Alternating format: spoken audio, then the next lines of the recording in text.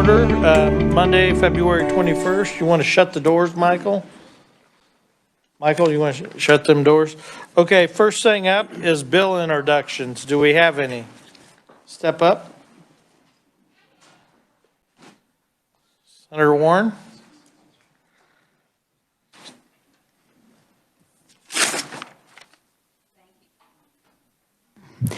Thank you, Mr. Chairman. I do have a bill to introduce, and I'm sorry I haven't pulled it up here yet. If there are other bill introductions, I'd be glad to come up in just a moment Okay. after I have that pulled up. Okay, do we have other bill introductions? I hear we got some. Come on up. Attorney General. Office. Hello, my name is Bill Rowe. I'm with Attorney General Derek Schmidt's office. Chairman Olson, members of the committee, thank you for this opportunity to request this committee introduce the following bill on behalf of Attorney General Schmidt. RS 3358, the Reduce Armed Violence Act. This bill increases criminal penalties for certain violations of criminal possession of weapon by a convicted felon that involve firearms. This bill is identical to the House Bill 2657 as amended by the House Committee on Corrections. Questions, comments? Not seeing any. Thank you very much. Objections? It's introduced. Thank you. Okay, do we have another bill? Senator Warren. Thank you again, Chairman Olson and committee. Yes, I have Bill 22 RS 3150, an act concerning foreign influence in the operations of state government. Do we have any questions? Any objections? Bill's introduced. Thank you. Do we have any other bill introductions? Senator Holscher?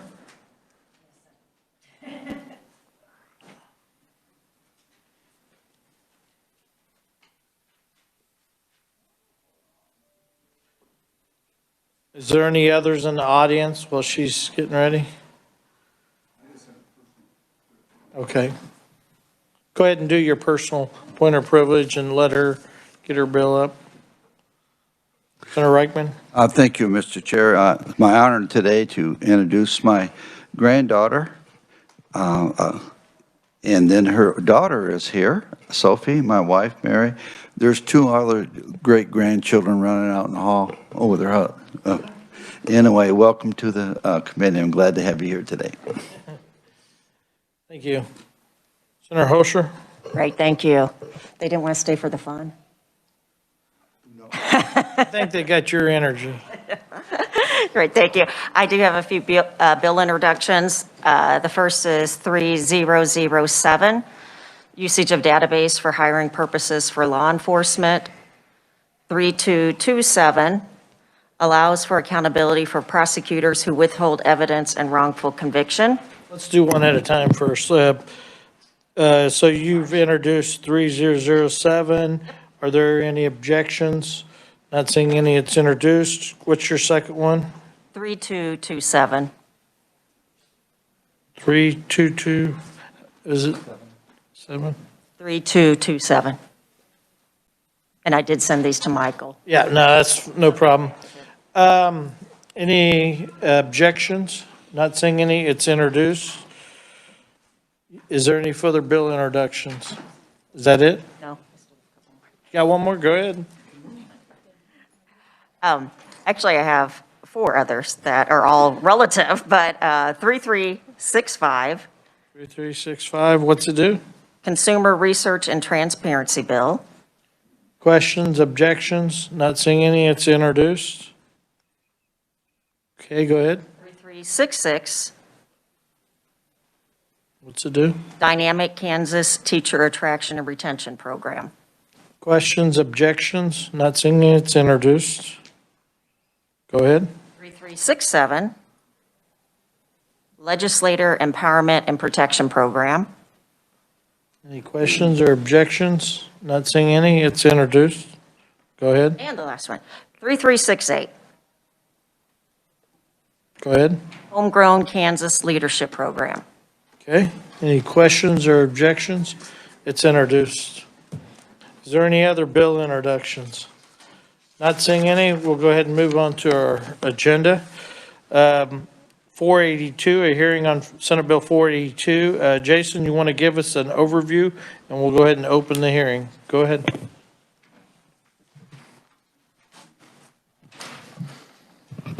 Thank you, Mr. Chairman, members of the committee. Senate Bill 482 would enact the Firearm Industry Non-Discrimination Act. Generally, the act would prohibit a governmental entity from contracting with a private company that has a policy that discriminates against firearm entities or firearm trade associations. To enter into a contract, the private contractor would have to execute a written certification that the company does not engage in such discriminatory practices against firearm entities or firearm trade associations. The bill is largely, the scope of the bill is largely defined through its definitions. First, the definition of a governmental entity is pretty much encompasses any governmental entity in the state. It's any state agency, board, commission, institution, bureau, etc., and any political subdivision of the state. So that picks up all your municipalities and townships.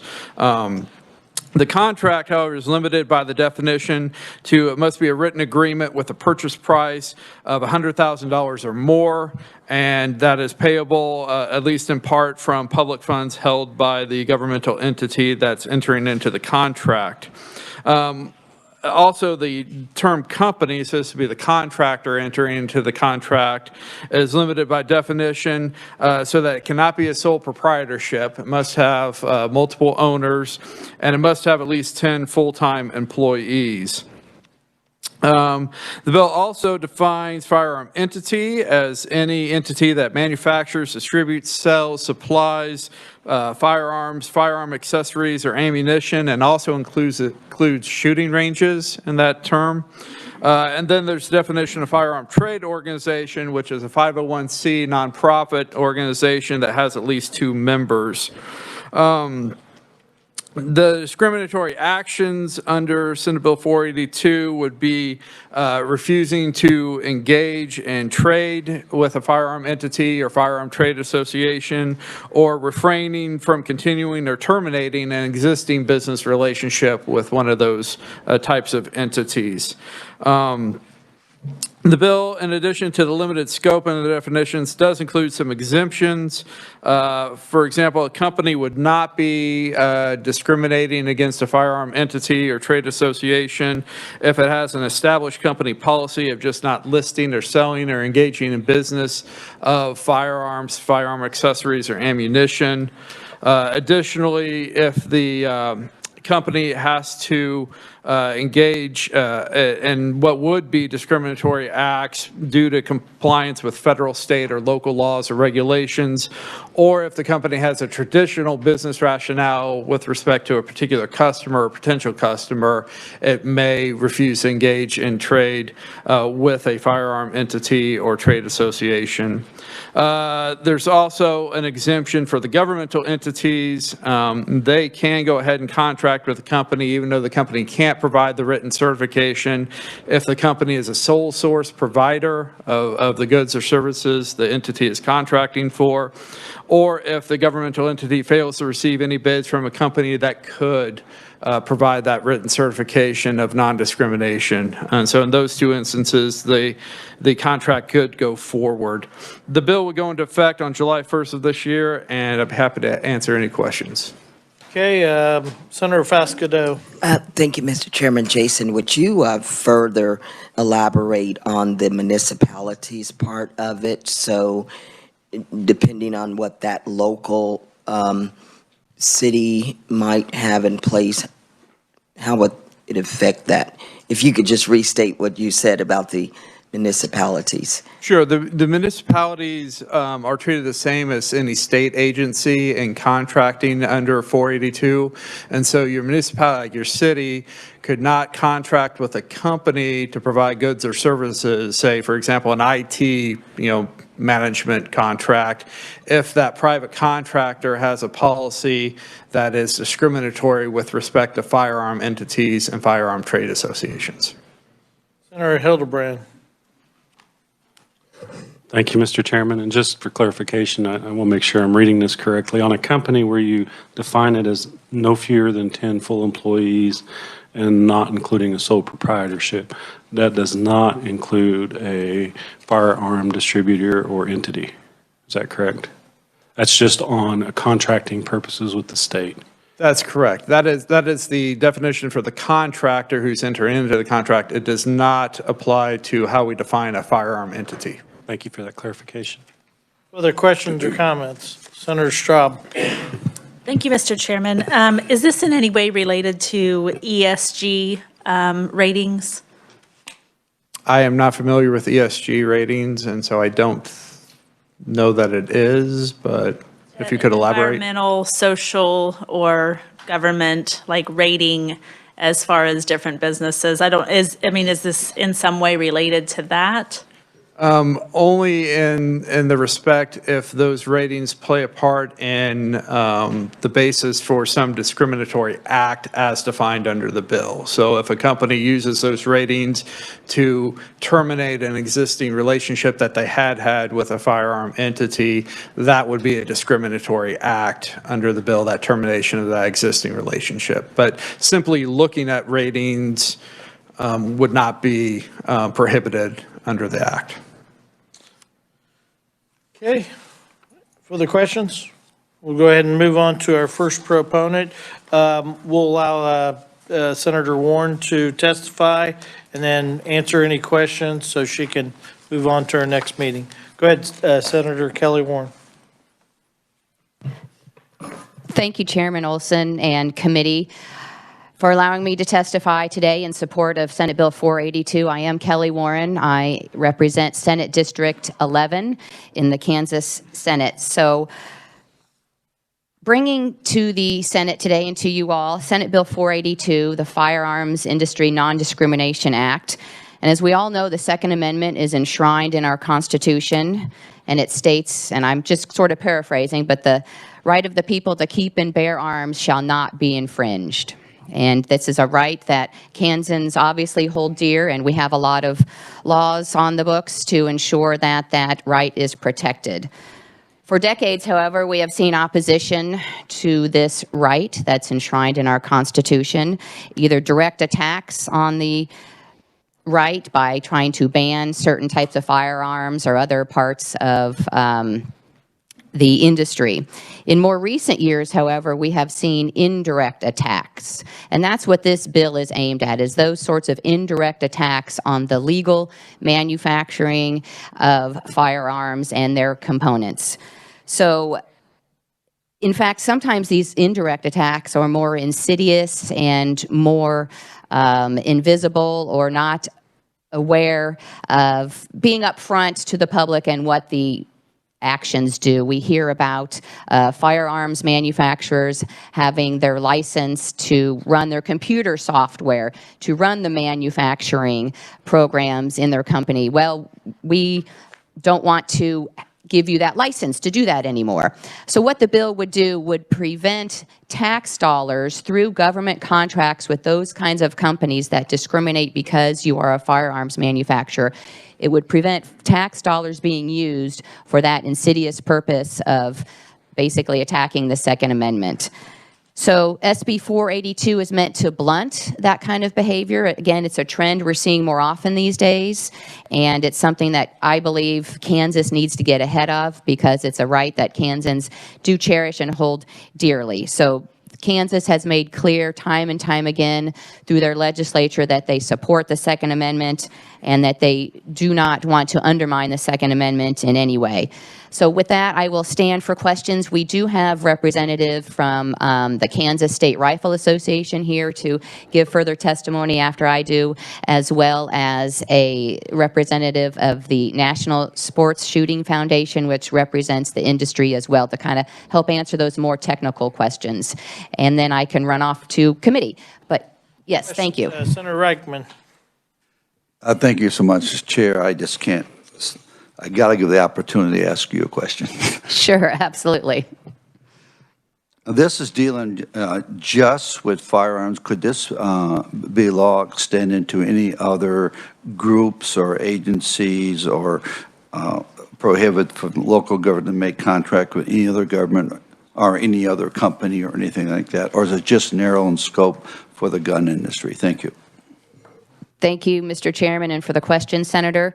I'll not meaning to step over the revisor, but it is a very narrowly tailored bill that would address firearms manufacture, including, you can see there in Section 2 on page 1, it includes a cartridge case, it includes a primer bullet or propellant powder, with or without a projectile. So it's meant for this industry specifically. It has been enacted in law in Texas and has been very successful there in allowing business to continue to operate. Thank you very much, Mr. Chair. Senator Fasquedo. Senator Warren, an honor to have you before the Senate, Fed, and State Committee. Can you tell us the entity that might not provide that license to that manufacturing company? Who might that entity be? Mr. Chairman, and thank you, Senator. I think the specific example is something that the representative from NSSF, following in testimony behind me, could answer. But for instance, a software company, you license your software from a particular company, and the company then decides, well, they don't like the use of the software, and so then they're pulling the software license. And I don't have an example of a specific company, but I think the NSSF representative would have that information. Other questions? Not seeing any. Thank you, Senator Warren, for coming. Thank you. Appreciate the opportunity. Next up, Jason Watkins. Thank you, Mr. Chairman. Jason Watkins. Is the mic on? Thank you, Mr. Chairman. Jason Watkins, Kansas State Rifle Association. Appreciate the opportunity to testify in support of Senate Bill 482. Revisor Long did a great job explaining what the bill does. Senator Warren did a great job explaining the necessity for it, so I will be brief. As I was preparing my testimony, I kind of went back to take a look at how Kansans have expressed their support for the Second Amendment over the years. And you only have to go back to 2016, Mr. Chairman, when by a 4-to-1 ratio, Kansas voters amended our state constitution to include a provision that guarantees a constitutional right to hunt and fish in the state of Kansas. Going back to our founding, if I had my glasses on, I could tell you what year the Constitution was ratified, 1859, ahead of 1861. We included in our Bill of Rights language that said, individual right to bear arms, armies, a person has a right to keep and bear arms for the defense of self, family, home, and state, for lawful hunting and recreational use, and for any other lawful purpose. And then, of course, that was preceded in 1791 by the United States, first 10 amendments to the United States Constitution that included the Second Amendment, which guarantees the right of all Americans to bear arms. So it's quite clear, Mr. Chairman, that both the founders of this great state and the founders of this nation wanted to express very clearly that Kansans and Americans had a right to bear arms. What we've seen recently is corporations and even our own U.S. government, which is very disappointing, attempt and take action to discriminate against those that make firearms, those that make ammunition, and even those associations that represent the people that want to use those firearms to protect their families, or for sport shooting, or for hunting. I'm going to give one very quick example. For years, the National Rifle Association, as a member of the National Rifle Association, I was able to buy Yeti cups, coolers at a discount. It was an affiliation. A few years ago, Yeti decided, well, we don't like guns. We don't like the NRA. And so we're going to discriminate against them. We were the one organization that they said, your members no longer get a discount with us. So when governments, when corporations and other entities decide to discriminate against the manufacturers of guns, firearms, ammunition, and the organizations that represent the people that are interested in the Second Amendment and in hunting, fishing, et cetera. It's my opinion, Mr. Chairman, that they're undermining our state constitution, they're undermining our United States Constitution, and government should take every available action to prevent that from happening. With that, Mr. Chairman, I'd be happy to stand for questions at the appropriate time. We'll hold questions until we're done with the proponents. Next up, virtual, is Derek Love. Are you on the, he's not there? We'll just consider his written. We'll move on to our next, Darren Lasorte.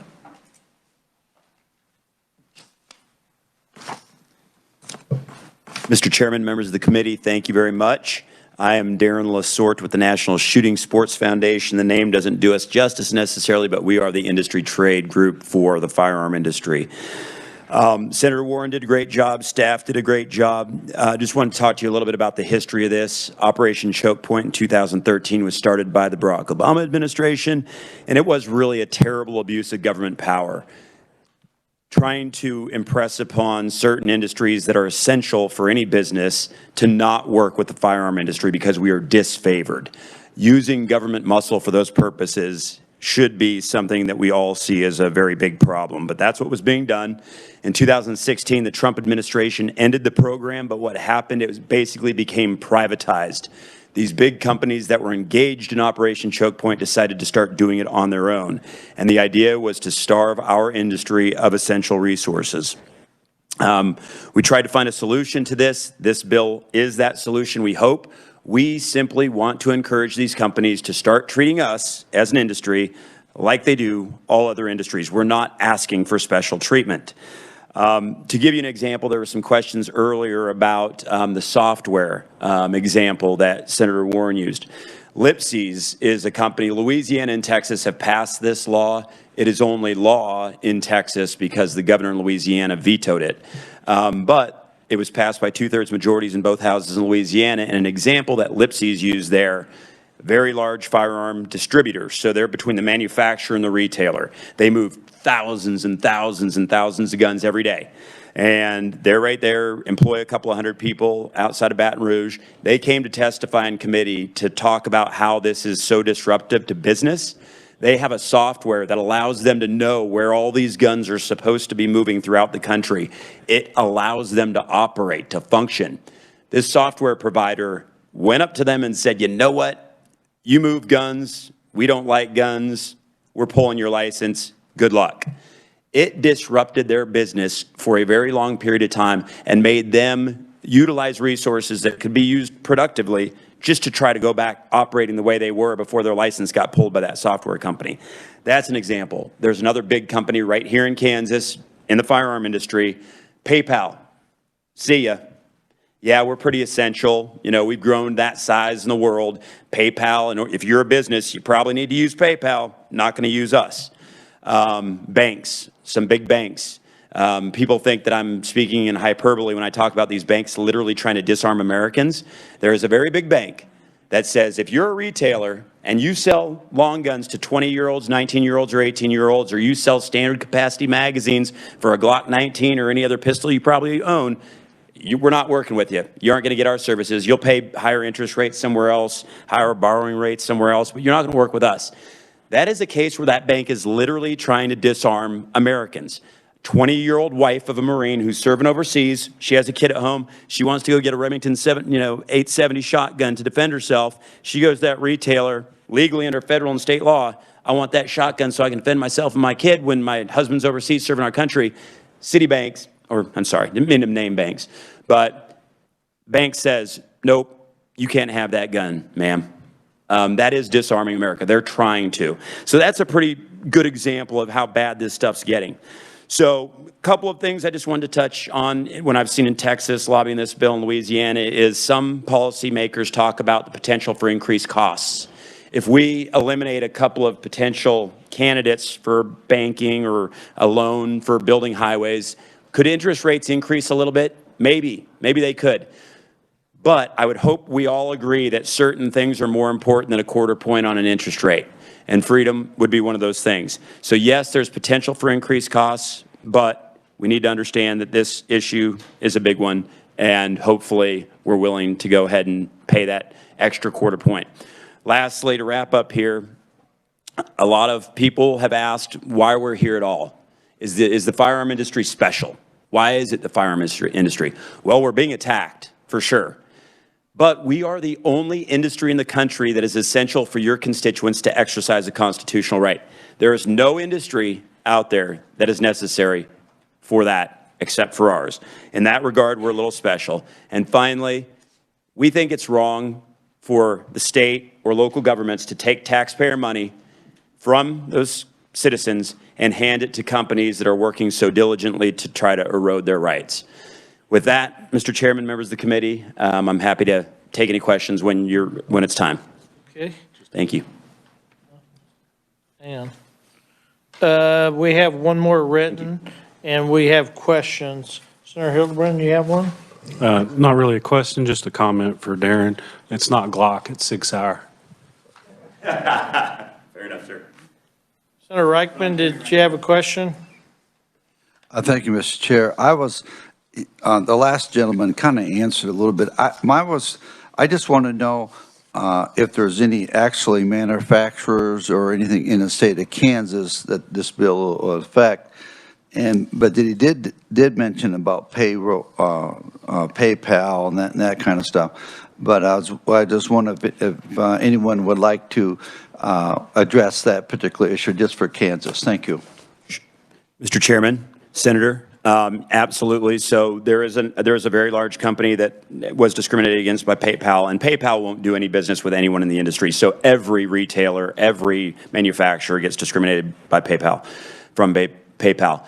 CZ USA in Kansas City, very large firearm manufacturer, they just recently acquired Colt, has said that banks have refused to do business with them, and they're paying higher rates, and those higher rates get passed to your constituents.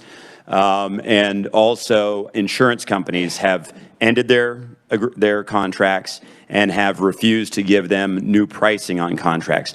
So that's something to also take into account is when we think about the state potentially paying a little bit more because one particular bank is disqualified from a loan process, we as consumers, SIG consumers also, are paying a little bit more because the gun industry has to pay more for insurance, for banking, because there's so many big players that just won't participate. We are not telling anyone what they can and cannot do. That's a very important point. We're saying if you want to discriminate, you can go ahead and discriminate. You're just not going to benefit from the taxpayers. Thank you. Senator Peterson? Thank you, Mr. Chairman. Question may be for the revisor, but it could be for you. Reading the definition of ammunition on this, it means a loaded cartridge case, primer, bullet, or propellant with or without a projectile. What about shotgun wads? Would we want to include wads in there? We have a lot of injection molding people down in the area where I live. So, Mr. Chairman, Senator, that could be a really good point that we have not caught at this point. This is actually a newer definition of ammunition so that we did cover shot shells, but we did not cover that component of a shot shell. I like it. Thank you. Thank you. Further questions for the proponents? Oh, Senator Fesco. Thank you, Mr. Chairman. So do we actually have Mr. Darren's testimony? Yeah, we do. Oh, okay. It's in the second pile. Okay. That was my Thank you. And then, sir, I do have a question for you, Mr. Chairman. So just to be clear, are you speaking of, you gave the example of the lady that wanted to purchase and was denied. So just for clarification, this bill, is it addressing a person's right to purchase and buy and bear arms, or the manufacturing part of it and the contracts? Because you said two things right there. Clarify, please. Thank you, Mr. Chairman. Mr. Chairman, Madam Ranking Member, great question. This really does go to the manufacturing side of things and the retail side of things, which are, of course, essential for that citizen to ultimately exercise that right. This particular bank was just simply saying, if you're a retailer, you sell guns in Oberlin, Kansas, and you follow federal and state laws, so you sell guns to 18, 19, and 20-year-olds, long guns, not handguns. You have to be 21 to buy a handgun. If you do that, if you sell to that 20-year-old wife of a Marine, we will no longer do banking business with you. That sort of discrimination. Okay. Senator Straub. Thank you, Mr. Chairman, and thank you for your testimony, Darren. This is exactly what I was talking about with ESG. I would say this is a social rating or such that these banks, our large banks especially, are using to discriminate against borrowers.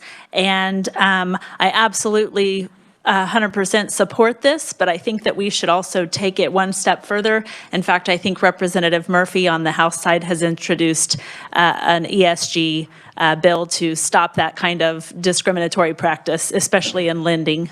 Thank you. Thank you. Okay, any further questions? Senator Hoser? Thank you, Mr. Chair. There was something you said that kind of got me a little confused. Everybody gets discriminated by PayPal. So if it's a standard practice that's utilized for every type of business, is that discrimination or is it a standard business practice? Mr. Chairman, Senator, you would not be the first one to be confused by something I said. So PayPal refuses to do work with anyone in the firearm business, anyone, down to the very minute components that go into cartridges. I mean, it's a vast, very wide discriminatory policy. So that was what I was referring to. They refuse to do any business with our industry, period. And that is something unique in Salesforce, a software that's pretty essential in today's business. Salesforce refuses to work with anyone in our industry. The big banks that get talked about, they generally have policies that are a little bit more fine-tuned than that. But ultimately, the bank that I was talking about earlier will not do work with any retailer in the country because the three components of the retail policy touch on things that every retailer has to do to stay in business, like sell guns legally to 20-year-old wives who are looking for a shotgun to defend themselves and their families. Okay. Other questions or comments? Not seeing any, thank you. Thank you very much. We'll move on to the opponents. Stuart Little.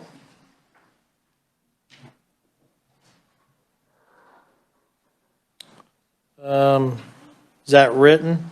We'll move it to written if Stuart's not here. We also have written from John Goodyear. And we'll move to neutral. Tom Witt.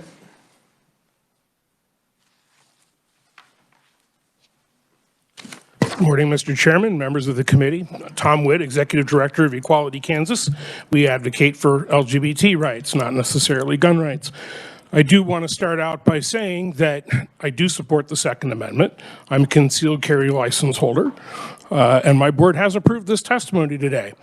So if we're going to talk about discrimination, we have had bills in this legislature every biennial session since 2006 that would add sexual orientation and gender identity to the state non-discrimination law.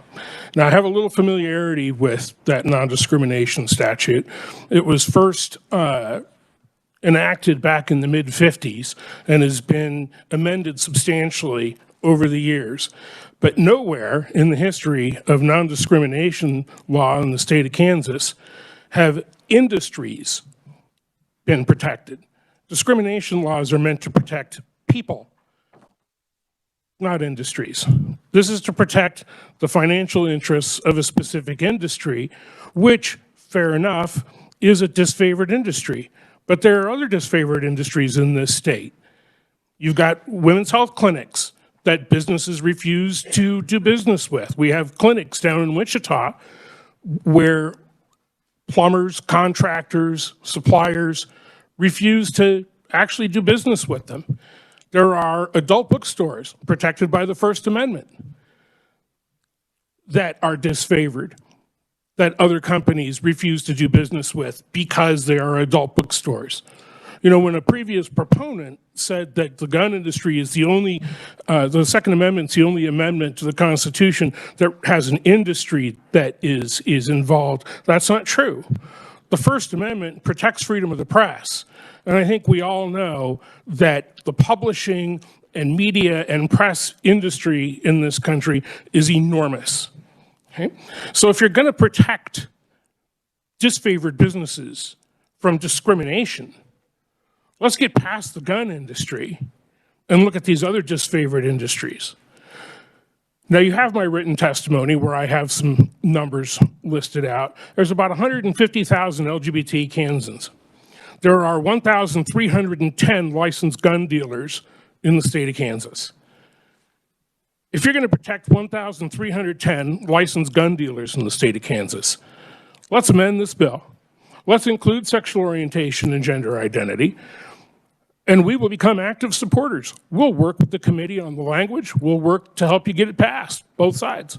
Get it up to the governor's desk, get it signed. If we're going to talk about discrimination, let's have a real discussion about discrimination. But let's not use this as a new kind of way to give protections, money protections to a certain favored industry over others. I'm happy to stand for questions. Okay, I don't see any other people. Do we have questions? Questions? Oh, Senator Fasquedo.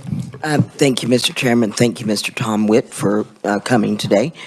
So you mentioned a variety of individuals, organizations that are discriminated against.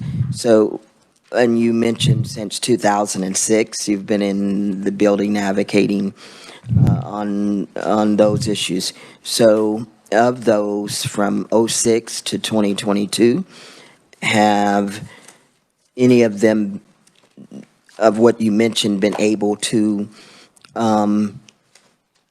have that discrimination piece enacted in law to protect them? So there have been, thank you, Senator, for the question. There have been no discrimination protections enacted for LGBT people in Kansas. Our bills have made it out of previous iterations of this committee twice in the past 17 years. Okay. Further questions? Senator Hoster? I don't know if this question is really for you, but thank you, Mr. Chair. I guess I'm just concerned by, I heard that there's not an ask with this bill for special treatment, yet it feels like, kind of based upon what you indicated, this is a carve-out for special treatment, but I guess maybe that is backed up by what's in the fiscal note from the Attorney General's office that states that enactment of this bill would result in legal challenges. Like I said, you're the only one. If this bill is enacted to include protections for sexual orientation and gender identity, we certainly wouldn't take legal action against it, if that's your question. Right, but okay, yeah, I'm just looking at the bill as is, as a big concern in regard to litigation, if implemented. Okay. Any further questions or comments? Not seeing any. We'll go ahead and close the hearing on Senate Bill 482. Thank you, committee. Thank you, Mr. Chairman. We'll go ahead and open the hearing on 438. Jason, you want to give us an overview?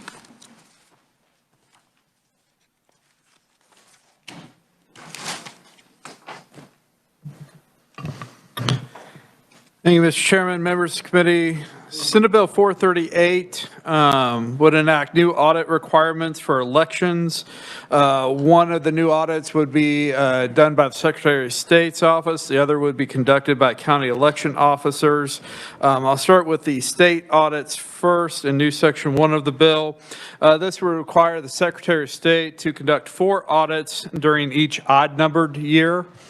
So this would be, you have a general election in an even-numbered year. The following year, during that calendar year, these audits would be conducted. There would be 4 audits of the election administration procedures and election records of a county. So there would be 4 counties selected, 4 audits done, 1 on each county to examine these administration procedures and election records. The counties would be selected randomly by the secretary with the caveat that 1 county must have a voting age population of 90,000 people or more. 1 county must have a voting age population of between 20,000 and 90,000, and 1 county must have a voting age population of less than 20,000. And then there's also a limitation that if your county has been selected over the last 3 audit years, then it cannot be selected again by the secretary. So there's got to be a distance between audits for your particular county. In addition to those odd year audits by the Secretary of State's office, the bill also amends 25-3009. Currently, this statute requires county election officers to conduct a manual audit of the voting results prior to certification by the Board of Canvassers. Currently, that audit must cover 1% of all precincts located in the county with a minimum of at least one precinct. And it reviews, there's a schedule of what has to be reviewed in which years. In presidential election years, it's a federal, a state legislative, and a county race. In even-numbered non-presidential years, it's a federal, a statewide office race, a state legislative race, and a county race. And then in odd-numbered years, it's 2 randomly selected local races.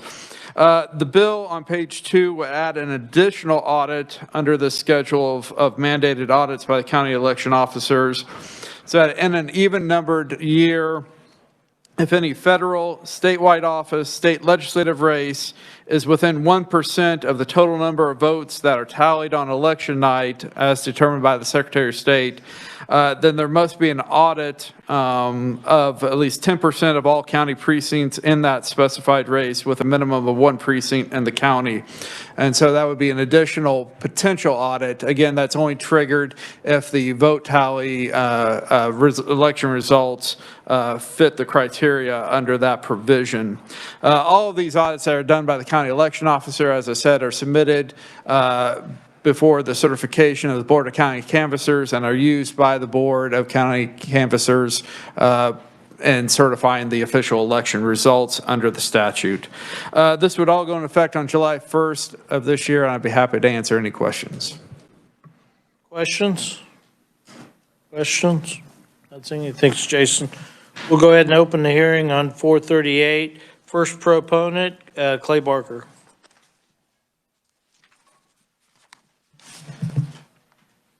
Thank you, Mr. Chair, Senators.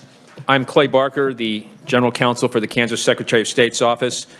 And as I mentioned before, our office is pushing 3 bills this year. This is the second one this committee's heard, one on better equipment security, one on better audits, and one on better voter rolls. Post-election audits, about 35 to 40 states do them in the United States currently, and probably more are coming. Kansas is one of them. We started doing post-election audits starting in 2019. And we've had some experience with them. And after reviewing what other states are doing, both in their statutes and bills, and I've read through most of them, we went through that and we came up with 2 ideas that we believe will make the process in Kansas better. And the reason we're doing this is not because there was any major problem in the last election with the auditing process, but this would give more transparency and greater confidence to voters and just make the system better. Before I start explaining the bill, there's a concept called a forensic audit in elections, and that phrase has no specific or defined meaning. I think we all know what it means. It's sort of a holistic examine everything in the election process.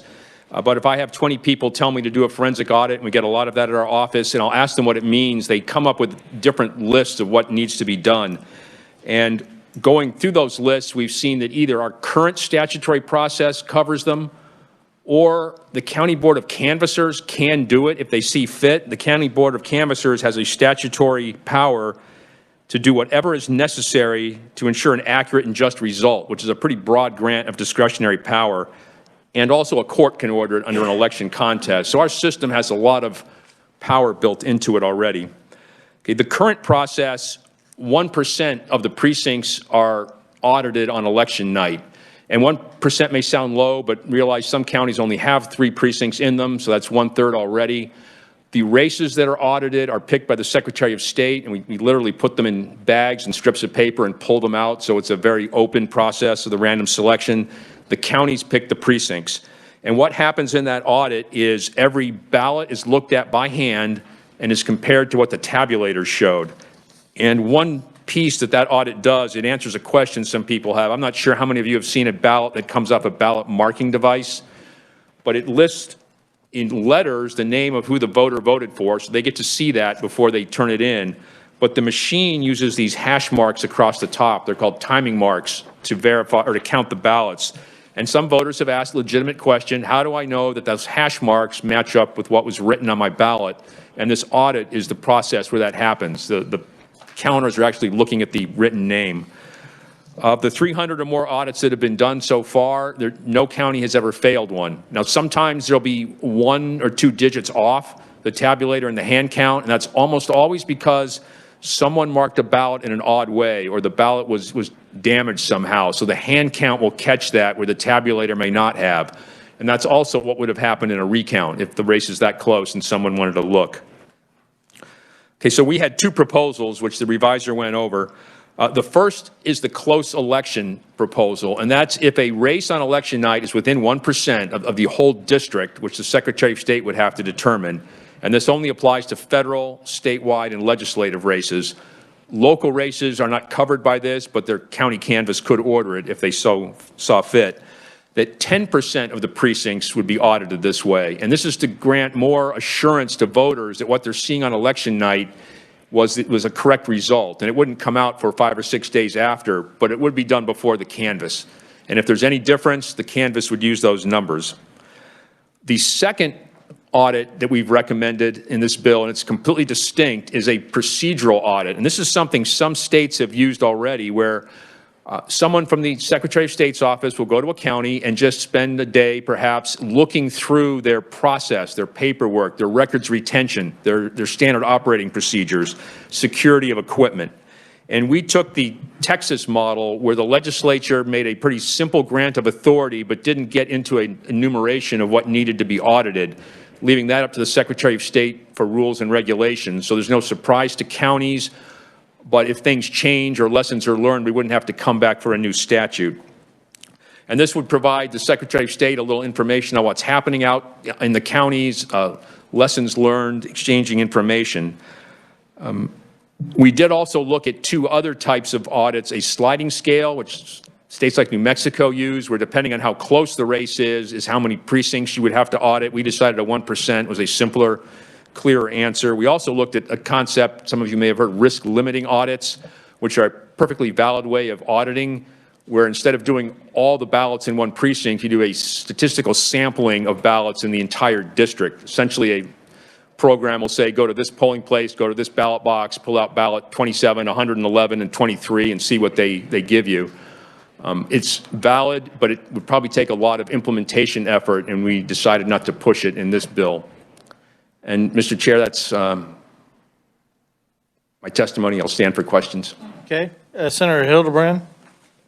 Thank you, Mr. Chairman. Clay, thank you for the testimony. Just a quick couple of questions. You mentioned 5 to 6 days and then canvassing runs up pretty close to canvassing. Would the Secretary of State's office be amicable to moving the canvassing date out a little bit to allow more time for that audit process and for county election officers to get that information to the Board of County Canvassers? Senator, right now the counties have, I believe, 2 weeks in which to do the canvass. The problem with moving it further out is there's also a statutory deadline for the state canvass to be done either at the end of August or the end of November. And if you start pushing the county canvass out too much, it may have to trigger other timelines would have to be pushed back. Would the Secretary of State's office be amicable to moving those dates back? Or you guys want to keep that as a hard I have to look at all the dates that would be pushed back, but Mr. Caskey, our elections director, has warned me that if we push the canvass too far back, it's going to trigger a lot of other dates would have to be changed, and we'd have to get back to you on which ones. Could you provide the committee with how far, what type of leeway we would have? Because I think giving counties a little bit extra time to make sure things are done right is more important than going up against that hard wall of 2 weeks. So if we, even if it's 3 or 4 days, that's a lot better than 2 weeks. Yes, Senator, we can do that. And it could also affect things like the recount statute, because there's a date when you have to ask. And I have one more question, if I may, Mr. Chair. In the bill, it says 1% is determined by the Secretary of State. How would why is that part in there? I guess, could you explain what could be different than what the poll or what the final election results are on that night versus what the Secretary of State would say? Senator, that's because some districts are more than one county. So only the Secretary of State would we'd take the county's results on election night, but we'd have to combine them to determine if the race was within 1%. So if a federal race had, like, first district, 69 counties, we'd have to get the results from all 69 to determine if it's within 1%. Okay, thank you for clarifying, because I know there's some school districts that cross county lines, especially in my district, so thank you for that clarification. And, Mr. Chair, if I may, if anyone has a question, the reason we did the population breakdown, the 90,000 would be the 5 largest counties in Kansas, and then 16 are in the middle and 101 in the small group. Senator Fasquedo? Thank you, Mr. Chairman. Clay, the fiscal note says it would, to do this, would incur some cost of labor. So what would that cost be? I've never seen well, maybe I have, a fiscal note just set some cost. And then would you have to hire more employees to do this?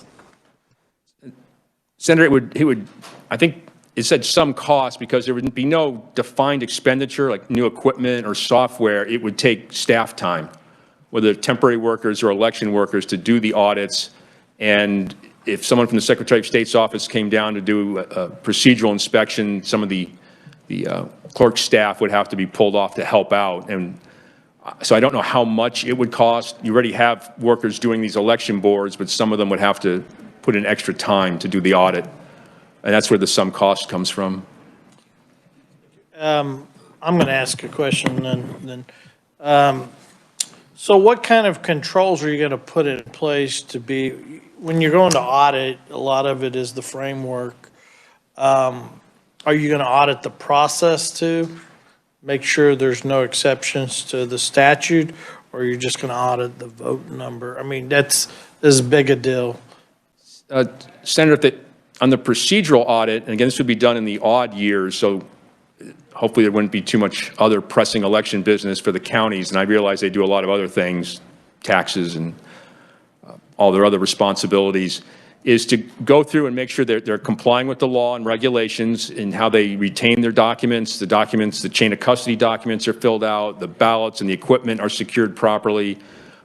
It's a long list of things we could be looking at, and we'd make sure the counties know ahead of time so there's no surprises.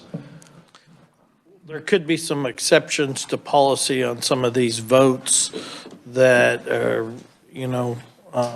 they're cast, they're alternates, or they got a name for it, that, they might have moved or something like that. So in them audits, the ones that are counted and the ones that are not, there could be some discrepancy on how they're counted. So I think it's, I don't know, to me, auditing's all in the process, and I think, you've got to look at how you're going to count some of them votes and, set up that policy. I think it's just as important as the actual audit. Senator Straub. Thank you, Mr. Chairman. And thank you, Clay, for being here today and answering all of these questions. In the list of registered voters and early voting rosters, so in your rolls, in your voter rolls, how will an audit of that take place? Senator, we haven't developed the details yet, but we'd look at things like, are they sending out their confirmation notices like a county's supposed to by law? Are they removing voters according to the schedule if the confirmation comes back either undelivered or not returned, undeliverable, wait 2 election cycles and then take them off to make sure those processes are being followed. So counties are doing what they should to keep clean voter rolls, whether it's initiating the process, removing voters, are they inputting the registered voters correctly, or when they get information from our office of death notices on the database or criminal convictions, are they following through and ensuring those voters are removed, things like that. Go ahead. Thank you, Mr. Chairman. There's just been a lot of talk about fraudulent elections, and partially due to the voter rolls. And I'm just wondering, how do we actually verify that those people are actual people living in that location? how do we audit that? Because I don't know that we have a great way of doing that. I know that our county clerks continuously go through the voter rolls and try to remove deceased individuals and whatnot. But how do we actually confirm that the people who have voted in the past election actually resided in that location and that they're an actual, verified voter? Senator, our next bill, I'm not sure if we'll get to it today, Mr. Chair, is on voter rolls, but I'll try to answer your question. So the voter must, when they register, you're going to see a real person. And then when they show up to vote, they have to have voter ID. So you know that the person showing up to vote is the person on the voter roll, because it's the same. You look at the photo and look at the name. If they vote by mail, we analyze the signature, but the application also has the driver's license number. So you can pull that up to make sure it's the correct person. And then the signature match is a way of ensuring it's the voter is the one asking for the ballot. And when they turn the ballot back in, they do another signature match to make sure it's the same person. And I understand there's a movement across the country, I think it's called voter canvassing, where groups are going out with lists of who voted and knocking on the doors and saying, are you really the person that voted and do you live here? We're not proposing anything that far. There's also been a lot of studies done that show Americans know they're supposed to vote, so they lie about it a lot. It's why a lot of you have probably seen those cards that say, if you don't vote, we're going to tell your neighbors and your family and your friends. That plays on that. So you have to be careful about taking people's comments at the door, because they may not always be telling the truth to the canvassers. But that's how we try to make sure it's the right people, and just keeping the voter rolls maintained, removing people off them that whether they die or they've moved on or whatever, that they come off. Okay. Other questions? Not seeing any. We'll go ahead and move to the opponents. Dave Hamlet, virtual. Mr. Chairman, I'm not an opponent on this bill. I should be listed as neutral. Okay. Is there any opponents? Not seeing any. We'll move to neutral. Go ahead, Dave. David? All right. Thank you, Mr. Chairman, members of the committee. So actually, over half a decade ago, the first time I really got involved in the Kansas legislature was I started showing up trying to get an election audit passed, because Kansas had absolutely no form of an election audit at that time. It took several years. There was tons of back and forth and lots of compromise. But in 2018, Governor Collier signed the first Kansas election audit into law. And actually, since then, I keep one of the bill signing pins from Governor Collier on my desk about that, because that was a huge moment for election integrity in Kansas to begin that process. That being said, the audits were really watered down and pretty weak. And so one thing that I appreciate about this bill that's being brought forward is that, you know, whenever there is a landslide victory, we're not as concerned about minor mistakes that might have happened, because they wouldn't change the outcome. It's when those elections are really competitive and they're close that a small error, a small vote inaccuracy could change who wins. And so this bill helps to focus in on that, where if there's a election won by less than 1%, they audit additional precincts to get more verification that the election went well. And so I think that's a good thing. As Mr. Barker mentioned, there are risk limiting audits, and that's something that's what most people in this world consider to be the gold standard, and something Kansas should work towards. And risk limiting audits can be done. These are traditional audits in this bill, and risk limiting audits can be done alongside traditional audits as well. That's a heavier lift, and that's something Kansas should work towards. I don't think that's something Kansas could immediately implement, but that's something the committee should consider for the future and be aware of. The procedural audits, I also think, are a good thing, where they're going to review if processes were actually followed properly. And when it gets into provisional ballots, this is something I care about a lot too, because there's so much variance county to county in how these things are administered, where sometimes the training is inadequate or poll workers don't get proper information. And the result is that Kansans end up getting disenfranchised by poorly provided information. So improving the procedures, making sure that everything was properly followed, I think is good. But on that, this is why I'm neutral, is there's a little bit of hesitation about allowing this to be in rules and regulation and maybe not establishing a deadline for that. Because as we've seen in past years, sometimes the Secretary of State's office has taken multiple years to implement rules and regs whenever y'all have asked them to. And with this, really the standards that counties will be evaluated on should be decided before the election so that these counties know what they're going to be judged on.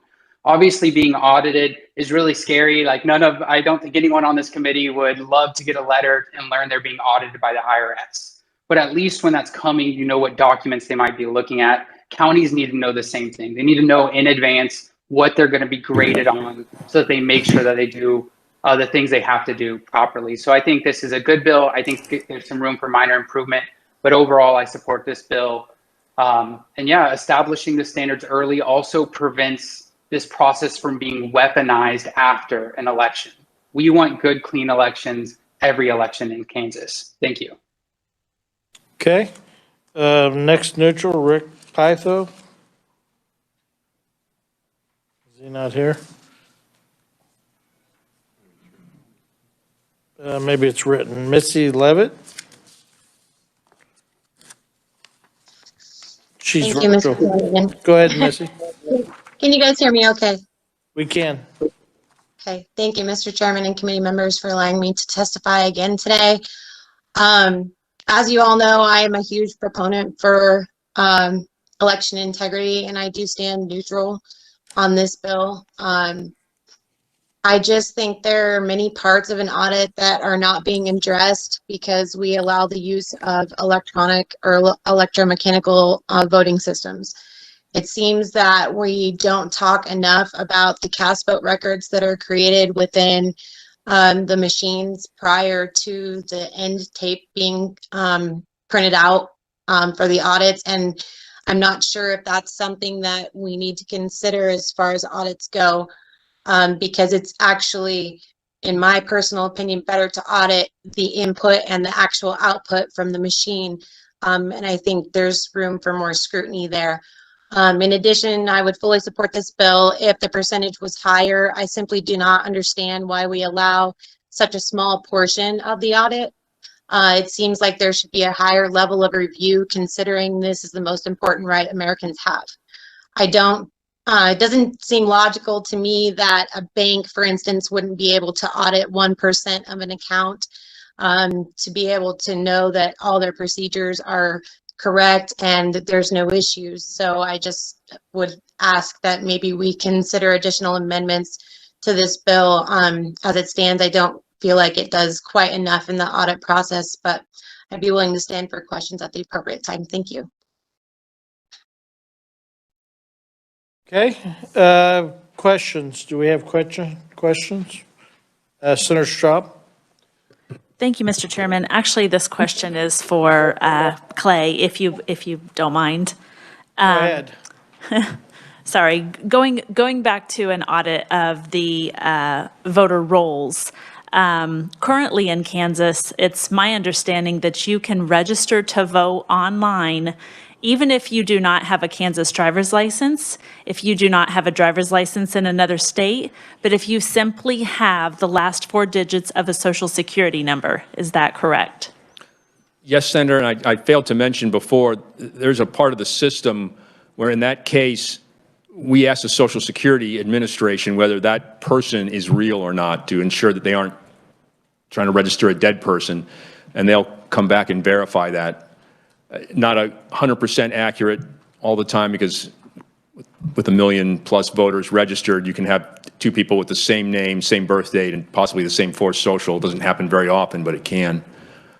Mm-hmm. So there are some additional safeguards built in, but I think voter ID is really the key to making sure that the people that vote are real people and not phantom voters. Agreed. Thank you. May I have one more question? So that is not, I agree with you. Voter ID solves many of those issues, and I don't think that the fraud is happening necessarily at the polling place, but that we have lots of opportunity for fraud through electronic or online voter registration, through electronic voter rolls, and do we have an auditing process in place that assures us that every one of those people that are register online and vote by mail are actual verified voters? Well, Senator, if you're going to get a driver's license, which you can use to register, you have to at least appear physically at the DMV to get your picture taken and be issued it. So that's one way to make sure it's a real person. And if you don't have a driver's license, that alternative method of going to the Social Security Administration and checking to make sure this is a real person in the United States is the backup for that. And that's not many. From what I understand, is the Department of Motor Vehicles handles the interaction with the Social Security Administration. It's usually maybe 100 a week at most. They did have I think it's been pointed out in testimony here, some sort of glitch for a year where they were sending everyone to Social Security Administration and then sending them again and again, so it suddenly jumped from 100 a week to 30,000 a week. That's been fixed, but that was not people that didn't exist. That you'd have to ask DMV exactly what happened there. But Sorry, one more. Okay, go ahead. Do we currently audit online voter registration at all? no, Senator, I don't think our office does not audit that. All registrations are done at county level. Okay, thank you. Okay, further questions? Not seeing any. We'll go ahead and close the hearing on 438, and we'll open the hearing on Senate Bill 439. Go ahead, Jason.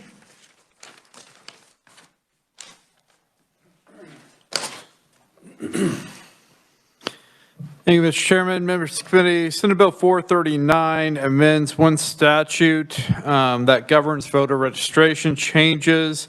The amendment appears in subsection E on page 2 of the bill. This subsection provides that the county election officer is required to send a voter registration confirmation notice in certain circumstances. That confirmation notice will get mailed to the voter, and then they have the opportunity to update their address information and return the notice card. The current law requires the notices be sent out when there's been a notice of disposition of a voter registration application that's been returned as undeliverable, when there's been a change of address information provided by the change of address program, the National Change of Address Program, and then two instances where if the U.S. Postal Service provides information that the voter has moved to a different address in the county or has moved to a different address outside of the county, those both trigger a confirmation notice. The bill 439 would add a fifth scenario to this. It would also require confirmation notice be sent if the voter has no election-related activity for a period of 4 calendar years. And no election-related activity under the bill would mean the voter has not voted or attempted to vote, has not requested or submitted an advanced ballot application, has not filed an updated voter registration card, and has not signed any petition that has to be verified by the county election office or the Secretary of State, and has not responded to any official election mailing that's transmitted by the county election office. So if the voter has basically had no election involvement whatsoever for a 4-year period, then the county would also send a confirmation notice under the statute. That change would go into effect on July 1st of this year, and I'd be happy to answer any questions. Questions for Jason? Not seeing any? Okay, Clay Barker, first proponent. Thank you, Mr. Chair. Clay Barker, General Counsel for the Secretary of State. And since we're on voter rolls, Senator Straub, I just got a correction over text that if you are, since it's on voter rolls, if you're registering online, you must have a driver's license, which means you must have appeared physically at some point in the process to get it. Senator Straub. Thank you, Mr. Chairman. I'm reading online here on the form on the Kansas voter registration form, and it says, enter your current Kansas driver's license number or non-driver's identification card number. If you do not have either one, enter the last 4 digits of your social security number. If you do not have any of these numbers, write none in the box. The number will be used for administrative purposes only and will not be disclosed to the public. So it just says that you do not, it does not require a driver's license, and that you really only need the last 4 of anyone's social security number. And Senator, I believe what you're looking at is the paper form, not the online form. But I can get back to you on this issue. Yeah, let's move on this bill. We're in a process here, though. If you want to work on an amendment or something, you two work together and talk that through. You're right. Okay, go ahead. All right, Senator, thank you. On the bill, this bill has to do with making improvements to maintaining the voter rolls. As most of you are aware, the voter roll is the key. It's the keystone for the election system. It assigns voters to the correct precinct, so we know which ballots they should get. It's the basis for all the logistical planning for the election staff, so they know how many people and ballots to put at different polling stations. And it helps candidates know who their voters are, so they can go canvass door to door, do mailings, and what else. The voter roll was maintained individually by each county until 2006, when it was consolidated in a central voter database, which is, its acronym is ELVIS. And only the county election officer can make changes to the voter registration. The Secretary of State can see it all. We can't touch anything if we see something's wrong. And therefore, it's important that the voter database be maintained accurately, but make sure we do not inadvertently take off properly registered voters. And not voting is not a reason to take someone off, not voting alone. Voter roll maintenance is an ongoing process. About 10% of Americans move every year, and about 1% of Americans die every year. And we work constantly with federal and state agencies, and so do the counties, to take people off who need to be. And we're very sensitive to this, and so it's a national issue. States that are too aggressive at taking voters off will be sued by one group of plaintiffs, and states that are not aggressive or not following through on the law to remove voters will get sued by other groups. And so the Judicial Watch, DEMOS, the ACLU, Loud Light, they all watch this process closely. And our change that we're recommending here is not in reaction to any major problem from the 2020 election. It's just giving the counties another tool to help keep their voter rolls clean.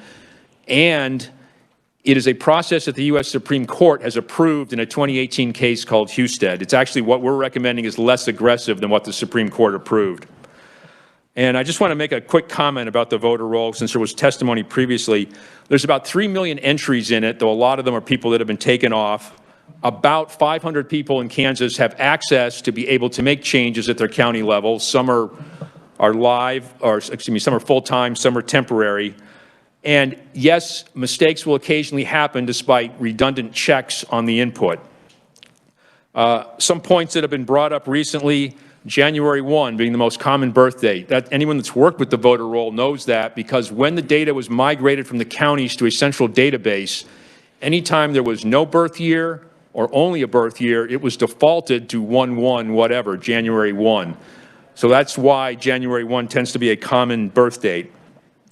The word participant instead of a name is people in the Safe at Home program for battered spouses. Blank addresses is often the result of law enforcement or elected officials or judges asking for their address to be taken off the public disclosure of the voter rolls, and that's in both the Open Records Act and the election law allows that to happen. And the fact that some of the names are an initial, the statute does not say that your full legal name on your birth certificate. It just says name, which has been interpreted to be whatever you think you're called in the community. And as far as I know, there's no statute that requires a name to be multiple letters. If you just go by an initial, that is considered your name. And also, as I'm sure most of you are aware, phone numbers tend to get outdated on the voter list. Many people gave their home number, and when they switch over to mobile phone, that phone number is no longer active, but a phone number is not mandatory to be registered. The current process for keeping the voter rolls clean, there's 2 different, I guess, ways of pulling a name off the voter roll. First is when the county gets direct notice that the person should no longer be a voter. That can be when the voter tells the county, take me off, signs a form. We know that voter's asking to be taken off. Second is death, and that's verified by every week. We get from Vital Records a list of all the death certificates issued in Kansas, and the county should take those people off. If a county election officer sees an obituary, they make sure they get the right person. They can take the voter off. And annually, we do a report from the Social Security Death Index to try to find people that may have died outside the state but are registered in Kansas to make sure they come off. Is it possible a dead person's on the voter rolls? Well, if they were buried in the backyard and didn't tell anyone, yes. If they're waiting for an autopsy, a death certificate would not be issued. I've kind of brainstormed with Vital Statistics. Or sometimes if someone dies outside the state, you have to wait a while for that Social Security Death Index to catch up. Felony convictions come off. The state gives us, the Department of Corrections, a database update, and the feds give us an email when they convict someone. Or if you register a new registration in Kansas, if you're within the county just updates it. If you go to a new county, the system should catch that the same person is now registered in 2 counties and the old county will remove you. If that's missed, which can happen sometimes, we do an annual scrub to try to catch all of those where somebody ends up being registered in 2 Kansas counties. The second way someone comes off, and that's what the subject of this bill is if there's, this is my term, strong evidence they have moved. And again, about 10% of Americans move every year. And the federal law and state law says if you send a confirmation notice, which is a card, postage prepaid returned, it folds over, and it will follow the person it's mailed to, and it either is not returned or it comes back undeliverable. And in the House committee, I got a little too fast with my speaking there, but either not returned or comes back undeliverable, and the county waits 2 federal election cycles, so 3 to 4 years, then the county can remove that voter. So you have some evidence that they don't live at the address and a period of time they haven't voted. And Kansas gives 4 reasons to send that confirmation notice. One of them is the voter has filled out a USPS change of address request, and we get that database every year, though only 40% of Americans that move fill that out. And the others have to do with different ways. You get a postal notice that someone has moved. Maybe you, in an all-mail ballot election, you mail a ballot and it comes back undeliverable. Ballots are never forwarded. What our proposal is to give a 5th reason to the counties to send out this confirmation notice. And it's uniform, again, approved by the U.S. Supreme Court, and that is if the voter has had no election activity for 4 years, 4 calendar years, that means they've missed a presidential election and everything else, and voter activity is a pretty expansive reason, then you send out the confirmation notice, then you wait 2 federal election cycles, and you can remove that voter. So it's a 7 to 8 year process.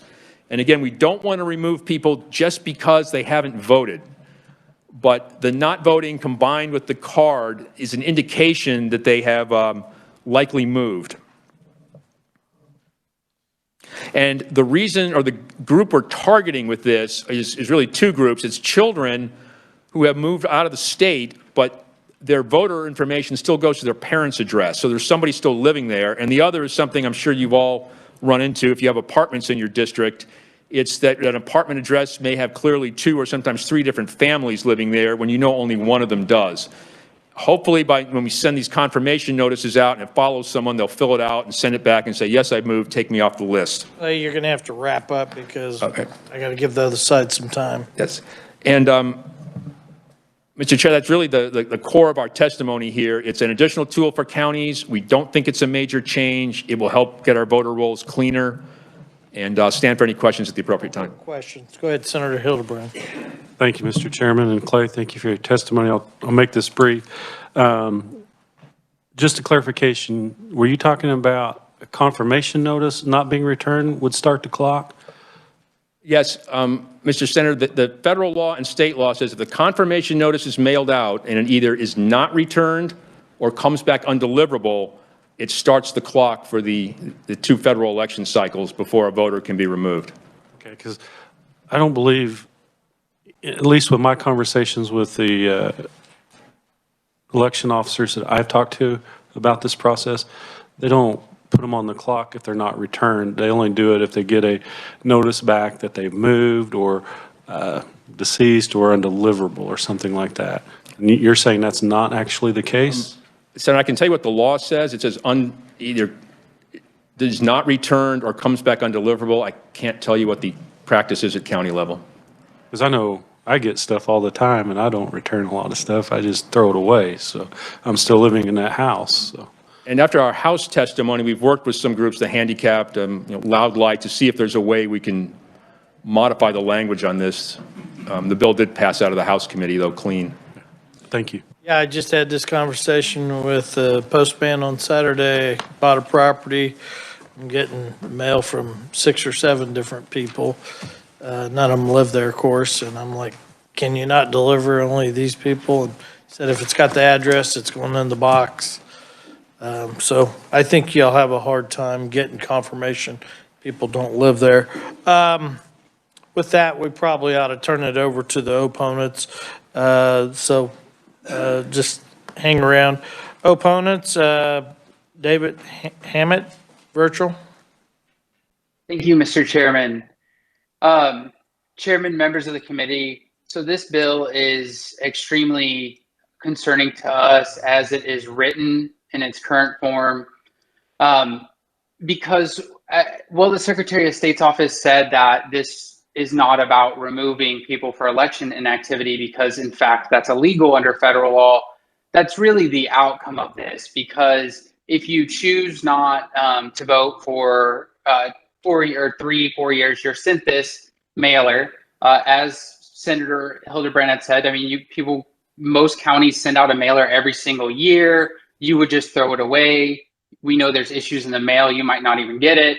And just because you don't respond to it, you threw it in the trash or you didn't get it, they now consider you as likely moved. And then in 2 elections, they remove you from the voter roll. And what that timeline actually looks like is if it's, for example, if you voted in 2008, and keep in mind, most people aren't like folks who end up running for office and become legislators. Most folks just get involved with elections whenever they're a really big election. There's tons of people who only vote every 8-10 years because they have, a really exciting campaign they want to vote for. And aside from that, it's their right to vote and it's their right not to vote. So if you voted in 2008 and then you didn't vote again until 2018, you would show up under this and you would be removed from the voter roll. Same thing, you voted in 2010 and then you don't vote till 2020, you would show up and you've been removed from the voter roll. And the reason that this is a huge issue is Kansas doesn't have any sort of safety valve or anything, or same-day registration, anything like that. So you're a duly registered voter. The state's bureaucracy has removed you from the voter roll. You show up, you can cast a provisional ballot. If you stay there and do that, that provisional ballot's not going to count anyways. So Kansans who did everything right, and they're only guilty of deciding not to vote for 8 years, would be disenfranchised by this. This is a huge issue. It would impact thousands and thousands and thousands of Kansans. And obviously that'd be a disaster if you have tons of people showing up who had properly registered to vote and are being told they can't vote. I mean, talk about diminishing trust in elections. Imagine if you showed up and they said, you're not registered to vote. You're like, well, hell yeah, I am. What are you talking about? That will happen to thousands of Kansans, including each of your constituents. It's a bad bill. There might be some ways to improve it, but as it's written, it's really a bad bill that will purge Kansans from the voter roll who did everything right. And so I hope y'all will oppose it as written. I'm happy to stand for questions when appropriate. Thank you. Okay, we'll hold questions. Eileen Burquest. We probably only got maybe a couple minutes a person, if that's all right. That's fine. Thank you, Chair. Thank you. ACLU Kansas, Eileen Burquist. I just wanted to say that we are in line with what Loud Light is saying. The concern here, as I'm sure no one here wants to remove duly registered people from the rolls. That's the main concern. And the worry here is that people who have done everything right, who just happen not to be as politically active, show up and are not able to vote. You throw away a lot of mail. I know I do.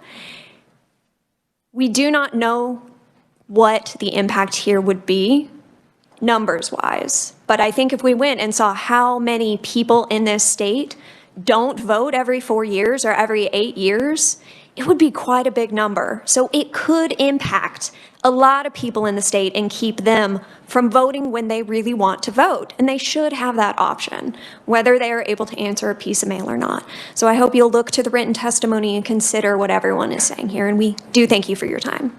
Thank you. Mike Burgess? Okay. Thank you, Mr. Chair. Okay. Go ahead. All righty. You just And got sorry, I'm about a not- minute or two. Okay, I'll So- sum up really quick. You have my written testimony in front of you, hopefully. As the chair said, I'm Mike Burgess with the Disability Rights Center of Kansas. And just a couple of key things. Certainly individuals with disabilities are more likely to be in this situation for a variety of reasons. Although we definitely do everything we can to encourage them to vote, there are many valid reasons that someone with a disability or somebody who's recovering from an accident may go several election cycles without voting. And if they happen to fail to respond to a mailing that is triggered under this act, that would lead to them being canceled. And the harm comes, as the previous conferee said, when they show up to vote. And at that point, it would not count, even if they did go through the registration or provisional process, which would trigger them to be registered to vote again. And I can tell you firsthand, having worked as an election board worker, when we had situations like this where somebody was not in the poll books who showed up, it was probably 50-50 that they would go ahead and take the time to vote provisionally versus just being frustrated and walking back out. And so as a previous conferee said, we had discussions after the House hearing on this about different ways to at least reduce some of the harm. And we would be happy if the committee does decide to go forward with this, we'd be happy to continue to work with the proponent to come up with some language that would help alleviate some of the potential consequences of this bill. And with that, Mr. Chair, I'd be happy to stand for questions at the appropriate time. Okay, we'll hold questions. Celia King? Are you on there, virtual? I am on here. Okay, let's try to do about a minute or so, and that leaves some time for questions if that's possible. Yes, that's fine. Davis Hammett covered a lot of our points. There were 52,000 Kansans who had voted in 2008 but hadn't come back and voted through the 2012 election. So we know there are a lot of people who don't vote regularly, and we are concerned about, as ACLU and disabilities mentioned, we are concerned about people being disenfranchised simply because they don't vote very often. One thing we would like to see to improve our voter rolls, to make them more accurate and up to date, is for Kansas to enroll in ERIC, the Electronic Registration Information Center. It's state-run. 30 states and the District of Columbia currently are enrolled in this system. It has a secure, multifaceted way to sort through numbers, whether it's driver's license or non-driver IDs, social security numbers, and numerous other numbers and addresses and age and birthdays to determine who is actually living where and if they should be a registered voter at that address. And so that if we could join ERIC in Kansas, we'd have access to a much better way to update our voter rolls that would be secure and wouldn't eliminate those voters who are actually eligible voters. So we really encourage Kansas to look at this. It's been an active group for many years. And with that, I'll stand for questions. Okay. Go ahead. We got time for maybe one question. Do we have any questions? Nope. Thank you, guys. The neutral papaya, I know I'm saying that wrong, but we're just going to consider that written since he didn't show up earlier on the bill. One other note, we'll go ahead and close the hearing on Senate Bill 439. And just wanted to let you know the minutes will be sent out to you tomorrow to look over. Senator Hildebrand, you got something?